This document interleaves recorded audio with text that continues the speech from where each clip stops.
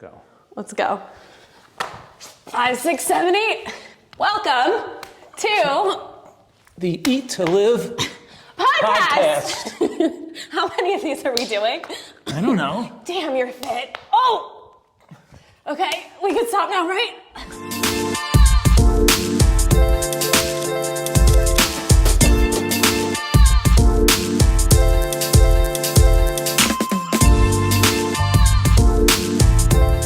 Today we're here in the gym. This episode's a little different. So, Dr. Furman, Dad, we are going to, non-formally, we're all just hanging out in the gym, and Dr. Furman's gonna take us through his favorite exercises and maybe give us a few tips on what we can incorporate into our lifestyle this year. That's right. What do you say? Yeah, welcome. Welcome to the Eat to Live podcast. And I think the point we were making for this podcast was to exercise very frequently, not kill yourself so you can't exercise for 3 days, but doing like exercise all the time. Like, do you exercise, do something every day? So I try to walk every single day, and then I also I do a dance fitness thing, which Jacob, my husband, has been on me to do more weight training because we always hear you say that's the best way to maintain muscle mass, is to weight train and make sure you lift too. So that's where I can improve. And I also was telling Kara to not just work out really hard once in the day, but as you said, more frequently, break it up into smaller sessions. Yeah, for most of the guests at the retreat too, we have them exercise smaller amounts more frequently. Yeah. But even for me, I feel it's better if I can exercise, like I'll play tennis in the morning, or I'll go for a hike or a run or something, or a bike ride, and then I'll come back and work out in the gym. So I'll usually exercise twice a day. Yeah. And in the gym, I might spend 5 or 10 minutes. That's it. But I'm just doing different exercises every day for just 10 minutes in addition to my normal stuff I do for cardio, jogging, biking, running, hiking. Tennis, hiking. So still do some muscle work just it doesn't have to be for hours, but do something every day. Stomach, back, legs, arms, do something every day. And I feel like that's good news for everyone because people don't want to be overwhelmed. I think sometimes it's so hard to rip the Band-Aid off and go to the gym. But if you say to yourself, it's just 10 minutes and I'm going to exert myself. Just 10 minutes. It's a good release. It's also a really good mental release, which people don't realize, that once you start doing it and you're in the habit, it feels so good on your mind, your physical body. You let your stress free. It's just so good to get moving. And it's good to break up your morning with some exercise. That's your one exercise. And then to break up your afternoon with another exercise. So you're not ever sitting or never just working straight through the day. So the morning I might go out and do something, and then I'll come back, do a little more work, and then eat lunch. And then in the afternoon, I'm going to do something too. Maybe go to the gym just come in the gym here for 10 minutes. Especially in work culture where people live such a sedentary lifestyle, it's important to take that 10-minute break, 15-minute break, get out, stretch out, move around. Right. People joke a little bit, our family jokes. You stretch in public places, which was always really funny on airplanes. You're doing this, you're doing that. So you are definitely not afraid to move in public. And I feel like that was pretty inspiring growing up. Yeah, I didn't want to lose my flexibility. As we get older, though, I think that people should know one of the most important things to stretch regularly is their calves. To stretch, and I have a calf stretching thing right over here. You can set this box. This is the greatest thing. And you don't have to get a little machine like this. You can set the length of the incline. You can just use you can make something like this. Put People your foot use up, walls too. or a book, or set books up, and put a little piece of wood up. But this is really good to stretch your calf. And I'll obviously it's easier for me to hold on to something if I'm doing one foot at a time, and lean forward with my heel down, and then I'll do the other foot, and I'll stretch that for a while. And do you think stretching is necessary for everyone? I think it's really important. This is really important for stretching for you because you don't get, especially as you get older, so you don't get cramps in your legs at night when you exercise a lot and doing running and stuff. You keeping flexibility there is really important, And then also it's good also for health and digestion. It's good to exercise your stomach, your midsection, your stomach and your back. Let me show you some of my favorite exercises that I do to exercise my stomach. Okay, that I do. Okay, so I like to start with leg lifts, and you can hang from a bar. And I'll show you an easy way to do it too, but I usually start out and do the hard one first. So I can grab onto the bar, right? And now I'm going to lift my legs up and lower them slowly, and it's really great for my abs. So lift my legs up to the top and lower them slowly, and lift my legs up to the top and lower them slowly, and lift my legs up to the top and lower them slowly, lift my legs up. So that's a little more advanced exercise.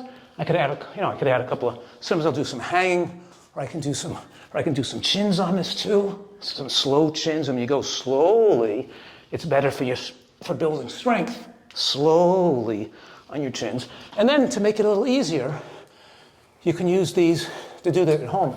These are a great piece of equipment. I'll show you what they are.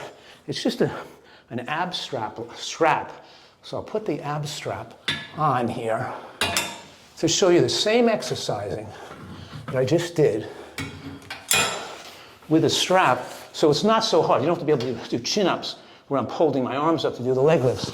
I can do the leg lifts with the arms in a strap. You're just holding like this. And it makes it easier to lift your legs up. Now, if you can only lift your legs up this high, only lift them this high. In other words, do whatever you can do. Now, another easier, great Wait. I want to try. And this, with using this, No, I don't think I need those. it's kind of hard without it. I think I could do it. All right. I was a gymnast after all. Okay. Okay, so I just want to show alternatives too. So you said like this is good for your abs too even. Yes. Like you could start there. That's a good idea. Or you could do these. Oh, that's actually harder than it looks. That's really good. And then you do a lift. Oh, that's really good. And then chin up. Pull your arms, hold your arms a little bent when you lift your legs. Okay. So you can just hold your arms a little bit Okay. bent when you lift your legs up. Okay. So Hold like, your arms a little bent when you lift your legs. oh, like that? Lift them straight with your arms a little Dad, bit. you are very strong. Was that good? That was great. You never do that, right? Not anymore. I used to be able to do 10 pull-ups warming up with gymnastics, and now I definitely still have muscle. I mean, I feel great. I do a lot of push-ups, but that You're not used to it. is hard. Yeah. All right, so let me show you another way that I work out the abs that are really good. Besides, this is what I start with. Then I move over to the other machine which is the Roman chair. Okay. Maybe I'll be better at that. Flip it around. I like to use the Roman chair too, in addition to leg lifts, because it's easier for most people to use this and just support on their arms and pick their knees up or pick their legs up, right? It's really good. But I do circles on the Roman chair. Watch my circles. It's really good because it gets the side of your abs too. So I circle this way 2 times. 1, 2. And I circle the other way. 1, 2. Do it again. Circle one way. 1, 2. And circle the other way. 1, 2.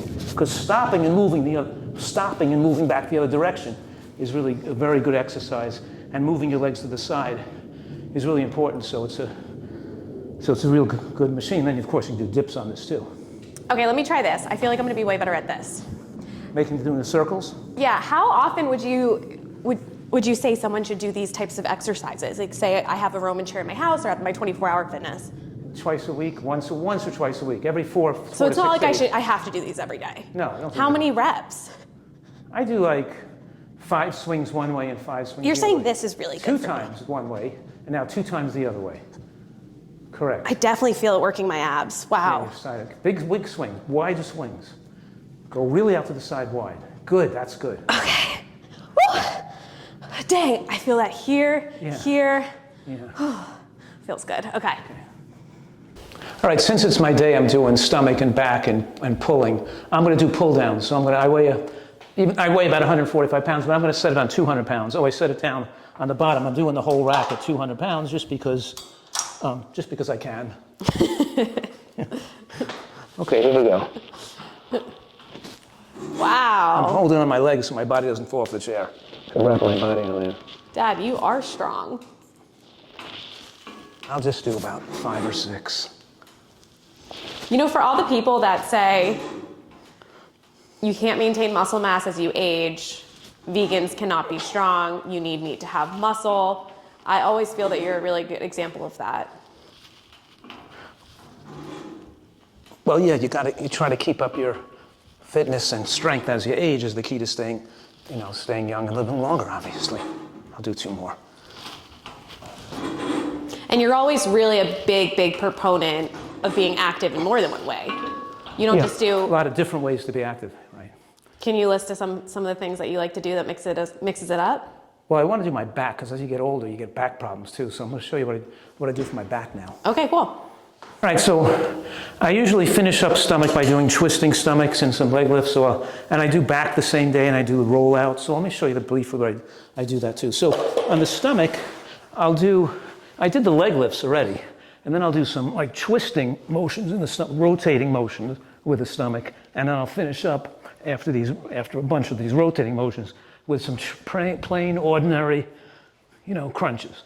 And then, so I did my... Wait, I just want to break it down. Okay. Bicycles? You love bicycles. Yeah, like but this? as much twist in the upper body as possible, right? Okay. Touching the elbow to the knee, that's right. Okay. Yeah, I feel that already. And then just bend your knees and just crunch up the middle. Yeah. With your arms in front, not behind your head. Why does it matter? I'm going to try to get your shoulders off the ground, because that's what you want to do. See, crunches always hurt my lower back. And if things bother you, don't lift up your back, don't... Like this? Don't lift all the way up, don't jerk it up. Okay. Yeah, if these hurt you, you got to do it more frequently, not less frequently. You got to do less repetitions, more frequently till you strengthen those muscles. Right. So people hurt their back because they don't do back exercises frequently enough. So these are the back exercises I'm doing. And when I go skiing, I'm with my back a lot, but I work on my back so I don't hurt myself when I go skiing on my back. Right. So I'm going to lie on my stomach, and I'm going to do some leg lifts, just legs off the ground, right? And then some body off the ground too. So I'm going to do some both. Now I'm going to take so I did a little, so I might do 8 of each. What I'm saying is do just 2 or 3 of them and quit, or just do a little bit of stomach exercise and quit, and then you'll do it again a couple days later. Yeah. If you do it frequently, it's called you harden up the areas and make them more resistant to being sprained or hurt. If you hardly do them once very infrequently, that's when you get hurt.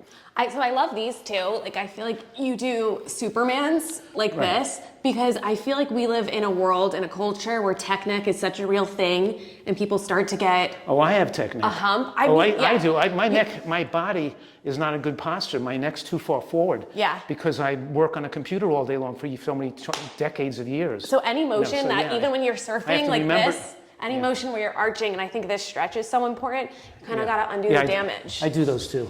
I think it's called like downward dog or something like that. It's a No, yoga this is stretch. called Cobra. Cobra? Oh. This is downward dog. Oh, okay. Oh, okay. Yes, I do those too. But okay, so now the other exercise I do, I take that roller. Let me hand me that roller. Oh, this way. Yeah, because it's good for your lower back. And I roll out all the way as far as you can and back up. And these are really good for your back. You're going pretty far. Yeah, I go all the way out, so it really gives you... So it exercises your arms, your abs, and your back. It's a really good exercise. Let me try it. Okay. Okay. It's good because it takes arm strength to do that too. Does it? Yeah, that's great. Wow. Maybe I'm cheating a little bit by using momentum. No, it's going out that far that's hard. Not Oh, the really? momentum. Yeah. You can't. I feel like the strong you can't core is trick what I it. have When you to- get all the way out there, it takes a lot of strength. Yeah. You were also talking about, or do you have any more back or exercises? No, those are the main ones. But then I usually move to the power plate. Okay. Well, really quick, I just wanted to show you this. This is what I was showing you. Okay. Because you told me that side-to-side exercise was so good. Yes. Sometimes in my dance routines and dance fitness, I do a lot of 1, 2, 3, 1, 2, 3, like this. Mm-hmm. Is this what you're talking about that's good for you? Yes, but yes, definitely. Going side to side, yes, I want to hop, and I want them to shuffle and stop, right? Shuffle, so that's what that is, right? Yeah, it is. So they shuffle out and stop and move back the other direction, stop and move back that, shuffle. Why do you like that side-to-side movement so much? Because as people get older, they fall sideways and break their hips. And they're not used to stopping themselves and pushing themselves back. You trip a little bit, you're a little off balance, you got to get your leg out there quickly and push yourself back. So the problem is we practice that because you don't break a hip because you have thin bones. You break a hip because you're not agile and fit enough. So when you're falling, you don't get the foot out there. So we're practicing stepping across and getting the foot out there, stepping across, getting the foot out there, stepping across, get the stepping behind. We're practicing stepping behind, stepping across, getting the foot. This is really good for dance fitness. You could put on a song, you could do some movements, go to a video online. There's so many things to do. I just wanted to show you, it's called a grapevine in dance. You go step, step behind, step together. So it's and you could do jumping jacks, Right. It's all fun. So I love the it. grapevine I put a jumping jack at the end of the grapevine. Yeah. Do a grapevine where you step behind and Yeah. then stop and push back and go the other way and step Right. like a grapevine and then stop and move back. There's really good videos on the internet, which is nice. So another piece of equipment that you absolutely love is the power plate. I use it a lot. But it's a nice platform that you could use just to step up and down on. But of course, it's vibrating in 3 dimensions, and you can step up and down. People should be step-ups on a staircase or on some kind of a bench, but I'm doing step-ups, touching your heel lightly to the ground and coming back up again slowly while it's vibrating, touching the heel lightly to the ground and coming back up slowly while it's vibrating. So I'm not going like this and pushing back up with this foot. I'm doing it all with this leg, slowly and coming back up all on What one is this leg. good for? You're just saying building the muscle? The muscle to strengthen your legs, yeah. And your Even on a hips. staircase, like you should. Yeah, but you can do it on any, depends on your level, right? Yeah. One staircases are good for people to start with. Yeah. And then they can do a little higher. So this is a little higher. So you're going down and up slowly. And then, of course, I want people to try to do like magic jump rope, leaving the ground, but I jump up. I jump up onto the power plate, I know and you I do. touch the ground when I come down, so it gets my back and hips involved. So I'm up and touch the ground with my hands. Jumping's kind of fun. Touch the ground with your hands, up. Touch the ground with your hands, up. So while it's vibrating, that's Yeah. really good for your fitness and all, to do that too. And the actual bending and getting down, people know it's a great exercise just to get down on the ground, jump back up. Like squat thrusts you did when you were in elementary school. Or Remember? burpees. Yeah, burpees and squat thrusts. Right, Yeah. exactly. And isn't it a really good idea to mix low impact with high impact? Like you want to incorporate both those things into your workout routine? Yes, you want to do as much variety and as much body parts as you possibly can.